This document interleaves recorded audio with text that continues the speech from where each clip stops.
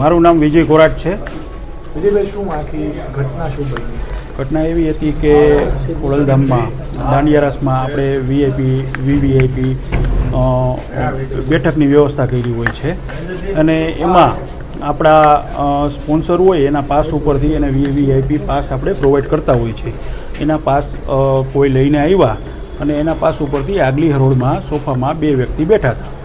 એટલે એને એમ કીધું કે ભાઈ તમે જરાક પાછળ આવી જાઓ ને. બીજા મોટા ગેસ્ટ આવતા હતા આપણે ત્યાં, આઈજી સાહેબને એ આવતા હતા ને ઉપર ગેટ ઉપર બેઠા હતા. એટલે એને એમ કીધું કે ભાઈ તમે પાછળની હરોળમાં વયા જાઓ. તો એ બોલાચાલી માંડ્યા કરવા. એટલે ત્યાંથી બોલાચાલી કરતાં કરતાં એને પ્રેમથી નીચે ઉતાર્યા કે ભાઈ તમે આમ સાઈડ માર્યો, ગેસ્ટ આવે છે. એટલે બીજા કોઈ ત્યાં લેડીઝને એ બધા બેઠા હોય અને ગાળાગાળીને એવું બધું માંડ્યા કરવા. એટલે એવી રીતના એને પાછળ વહી ગયા. તો પાછળ જેવા ગયા એવા છરીથી એને કાઢીને અમારા લગભગ 3 થી 4 સ્વયંસેવકોને સીધી છરી મારવા માંડ્યા. કોઈનો ડ્રાઈવર હતો? એ હજી અમને માહિતી નથી. હું થોડી વાર પહેલાં જ અહીંયા આવ્યો છું. હું તો ઈજાગ્રસ્તોમાં 3 કે 4 જણા છે અને અત્યારે એ લોકોને સિનર્જીમાં લઈ ગયા છે.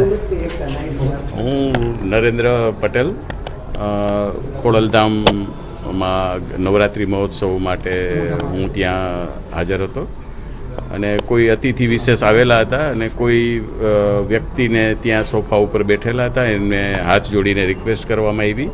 ત્યાં નજરે તો મેં પણ જોયેલું નથી કે ભાઈ કોઈ અતિથિ આવ્યા છે તો તમે પાછલી સીટમાં વહી જાઓ. એટલે એ ભાઈ હટ્યા નહીં. એને સમજાવવાની ટ્રાય કરી અને એ ભાઈએ ચલો તમને પાછળથી હું બતાવી દઉં હું કોણ છું ને આવી કંઈ વાત કરી. અને પાછળથી સીધી એના હાથમાં કંઈ હથિયાર હતું અને હથિયારથી અમારા જે સ્વયંસેવકો હતા એમની ઉપર હુમલો કર્યો. અને એ ગેટની બહાર જ્યારે એને લઈ ગયા ત્યારે એમની ઉપર એમણે હુમલો કર્યો. આવી કંઈ ઘટના બની. અને આ રિગાર્ડમાં વરસાદ ખૂબ ચાલુ હતો.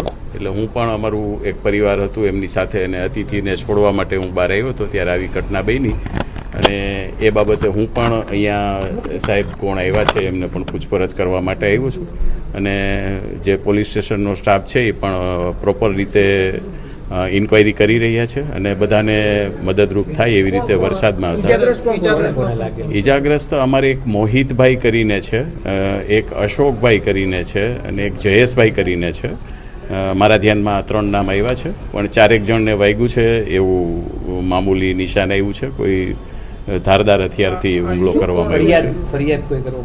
અત્યારે ફરિયાદ કરવા માટે અમારા બીજા કાર્યકર્તાઓ સાહેબની કેબિનમાં બેઠા છે. એમને સાહેબ પણ વિસ્તૃત રીતે એમની ઇન્ક્વાયરી કરી રહ્યા છે.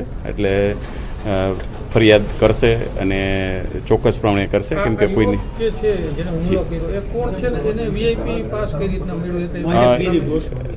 એનું નામ આ મીડિયામાં પણ મને જાણવા મળ્યું કે આ મહેકભાઈ કરીને કોઈ છે અને કોઈ અમારા સ્પોન્સર્ડ છે એના દ્વારા જે ઇન્વિટેશન અમારું હોય એ ઇન્વિટેશનવાળા પાસ ઉપર આવેલા હતા એવું જાણવા મળેલ છે. અને ઇન્વિટેશન પાસથી એ લોકો બેઠા હતા અને એમને રિક્વેસ્ટ કરવામાં આવી કે કોઈ અતિથિ અમારા ટ્રસ્ટીઓ કે સાહેબ લોકો આવ્યા હોય તો અમે રિક્વેસ્ટ જનરલી કરતા હોય તો ભાઈ ત્યાંથી હટ્યા નહીં. એટલે અમારા સ્વયંસેવકોએ કીધું ભાઈ પાછળના સોફા ઉપર જતા રહ્યો અને ભાઈએ થોડું ઉગ્રતા કીધું કે આવો હું તમને બતાવી દઉં. એટલે એમને પાછળ ગેટની પાછળ એમની સાથે કોઈ હતું એ ખબર નથી પણ હા હુમલો કર્યો ત્યારે એ એકલા હતા. શું કહેશો, રાજકોટમાં આવી રીતે અસામાજિક તત્વો બેફામ બન્યા છે જાહેરમાં? આ તો બેનું દીકરી હોત તો શું સ્થિતિ થાત? હવે આવા તત્વોને કોઈ આપણે રોકી ન શકીએ કે ભાઈ કેવી રીતે કરવાનું, કોણ શું કરવાનો છે ને પોતાના મનની શું વાત છે એવી ખબર ના પડે. એટલે આવા તત્વોને અમે તો એક સામાજિક સંસ્થાની સાથે જોડાયેલા છીએ અને બધા પરિવારો અને બધી દીકરીઓ બેની દીકરીઓ સારી રીતે નવરાત્રિનો ઉત્સવ માતાજીની આરાધના કરી શકે એના માટે અમે કાર્યરત હોઈએ. પણ હવે આવું કોઈ વ્યક્તિ કરી શકે તો આપણે એની પૂર્ણ તપાસ આપણા અધિકારીઓ શ્રી કરતા પણ હોય છે અને એ સારી રીતે તપાસ કરશે ને આવા તત્વો જો અસામાજિક રીતે કંઈ કરતા હોય તો એમને પોલીસ સ્ટાફ એનો સબક શીખવાડશે, ચોક્કસ શીખવાડશે.